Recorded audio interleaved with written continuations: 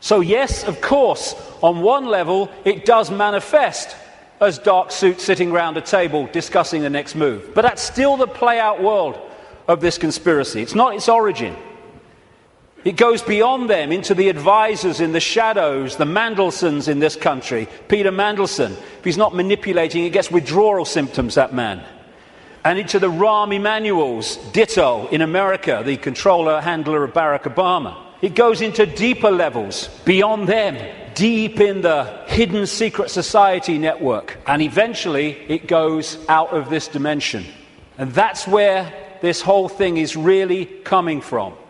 Beyond the frequency range of visible light.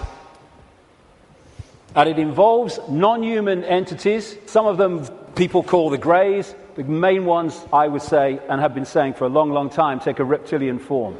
They operate outside. They can come into visible light. But in terms of the reptilian part of this, they can't stay here for that long. So people say, why don't they just come and take over? Because they can't. Or they would. They can come for so long, but their vibrational difference, incompatibility, means they have to leave. They can't stay for long, although there are technological ways they can stay for longer. And they operate outside visible light, and they manipulate this reality through bloodlines, interbreeding bloodlines, that I'll come to. And we call them the Illuminati families. So, we operate with invisible light, but outside of that, sharing the same space, is infinite other worlds and realities. And if a so-called UFO comes into this reality, because it's coming into visible light from where we cannot decode, it just seems to appear out of flipping nowhere. Because what it's done, it hasn't actually come in, it's just changed its vibrational state to resonate with invisible light, and it's like, it came out of nowhere. And then how often do you see it? Honestly, mate, there was this bloody UFO, and it disappeared just in front of my eyes. What are you on, mate? You on the pop or what? What it's done is increased its vibrational resonance to go beyond on visible light. Therefore, to the observer, it disappears. It hasn't disappeared at all. It's left visible light. And this range of frequency we call our world is being manipulated from vibrational frequencies beyond it. And Satanism is a network within visible light that interacts with these reptilian entities in various ways I'll get to before the end of the day. Places or areas of the heavens that come up, Orion comes up again and again in relation to these reptilians. And in terms of non-human visitations, so does the Pleiades, so does, in terms of the reptilians, area of the heavens they call the Draco constellation, which appropriately, coming through the word derivations, brings us draconian. And of course, draconian laws are the Orwellian laws coming in. Very, very appropriate. Sirius is involved as well. So, won't be able to get into this today. There's a lot more to know anyway, but so is what happened to Mars, is all involved in this story, how it became the devastated place it was, but it is, but wasn't before. And when I talk about these areas of the heavens, I'm not necessarily talking about those places with invisible light. Because just as we are multidimensional, so planets and stars, etc., are multidimensional. And just as a planet might be devastated within visible light, it's not necessarily devastated on other vibrational frequency levels of itself. Because the Earth, too, operates in visible light, but also multi-levels, like everything else. Another major part of this story is that when these reptilian entities started intervening, they manipulated human genetics through interbreeding. Not necessarily physical interbreeding through technological methods, and also changing human form by changing the messages, the information, I'll come to this before we finish this section, that the DNA is picking up. And through that, you can change a form by changing the information the DNA is picking up. And it's no accident that humans have massive, fundamental reptilian genetics. This part of the brain, which scientists call the R-complex or the reptilian brain, will be very, very important as we go through this second part of the day, because it's fundamental to how human behavior and human perception is manipulated to see the world as we currently see it. This interbreeding is talked about and recorded all across the world in the ancient accounts. Of course, I guess because it's the Bible, the best known is this section from Genesis. There were giants in the earth in those days, and also after that, when the sons of God came unto the daughters of men, and they bare children to them. The same became mighty men, which were the old men of renown. But that's just the biblical version. Got a frog in my throat, the reptilian going. All across the ancient world, you see similar stories and accounts of this interbreeding. Something else goes parallel with the reptilian story.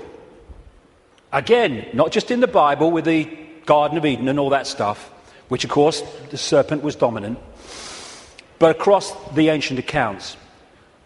And that is the connection between the reptilian intervention and what we call the fall of man. And again, this is universal. And these themes will come together again and again as we go through this next part.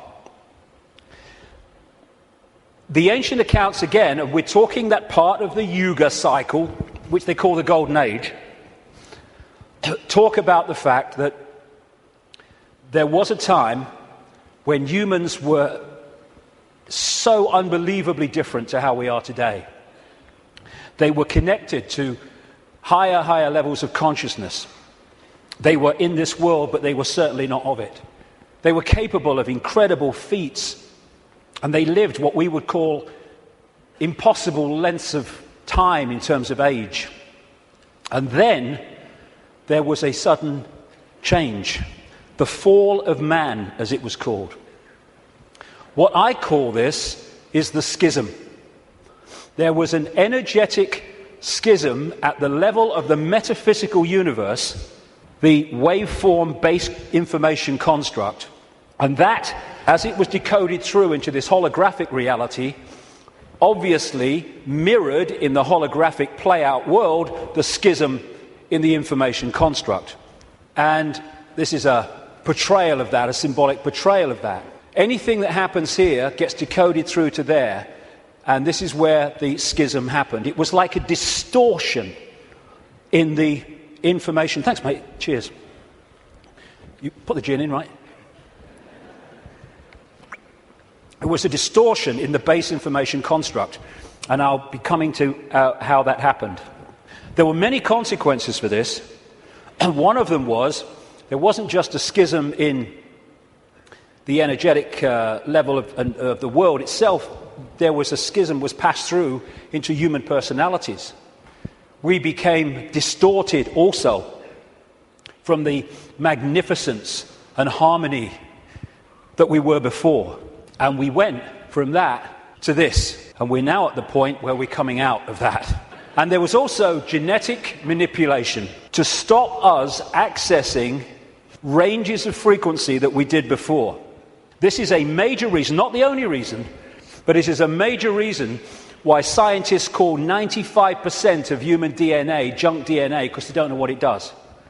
This is the reason, not the only reason, but a major reason why we only use a fraction of our brain's capacity.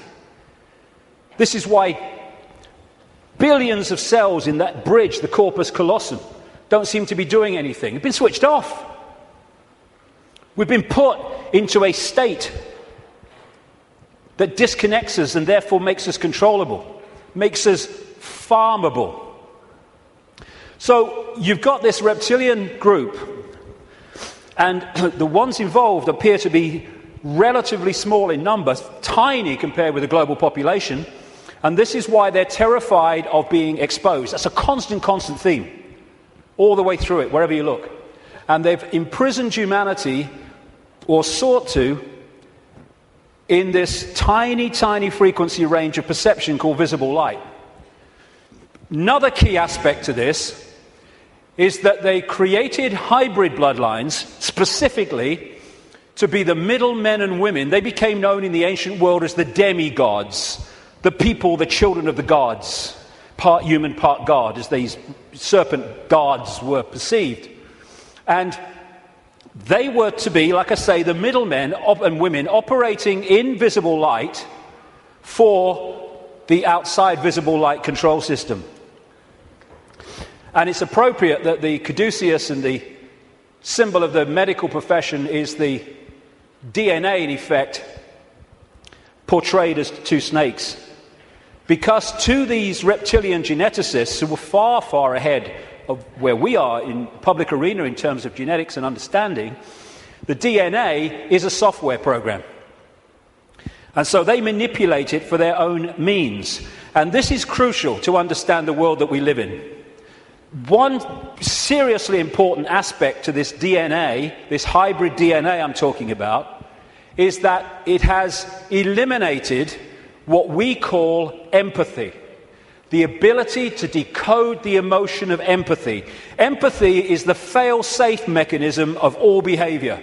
If I can empathize with the consequences for others of my actions, that limits and balances my actions. If I have no empathy because I cannot empathize, then there are no limits. There is nothing that won't do. 3,000 dead on 9/11, who cares? Who cares? That's what we're dealing with. And this is vital to get across.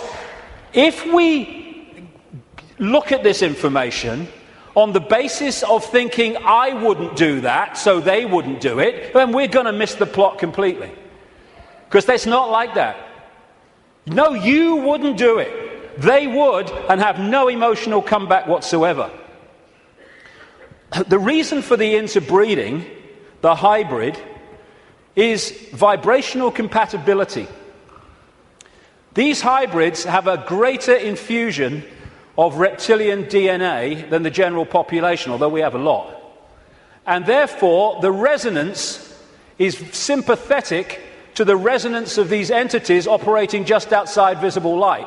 And through this resonant connection, like two radio stations talking to each other, the possessing entity outside of visible light can control the thoughts, actions, perceptions of the intermediary, the demigod. And of course, the theme of possession is as old as history, right up to the present day. We look at these people. All these pictures are by Neil Haig, by the way. Anything that looks like this. Great, great, great friend of mine, great artist. And this image symbolizes the fact that he looks at him with invisible light and he sees George Bush. Nothing else. What people don't see, because it's outside the frequency range of their decoding system, is there are entities around these people who are actually controlling these people's thoughts, actions, etc. A number of psychics have said to me around the world how they've seen people walking along the street or wherever, and then they've seen like an ethereal reptilian entity locking into these bottom two chakra points, the emotional level, one of them is, and floating around with them. And this is a kind of a good analogy. You know when there's scientists in a laboratory and they're trying to work with something that they can't touch because it's too dangerous, what they're working with will be in a tank, and they'll put gloves on, which allows them to be outside the tank, but to manipulate inside the tank. Well, that is a very good symbol of what I'm talking about. These Illuminati bloodlines, these hybrid bloodlines, operate like those gloves, operating inside this reality. And Neil symbolizes these Illuminati families with invisible light as this bearded man. Whenever you see him as we go along, that is symbolic of the Illuminati families controlled beyond human sight by these reptilian entities.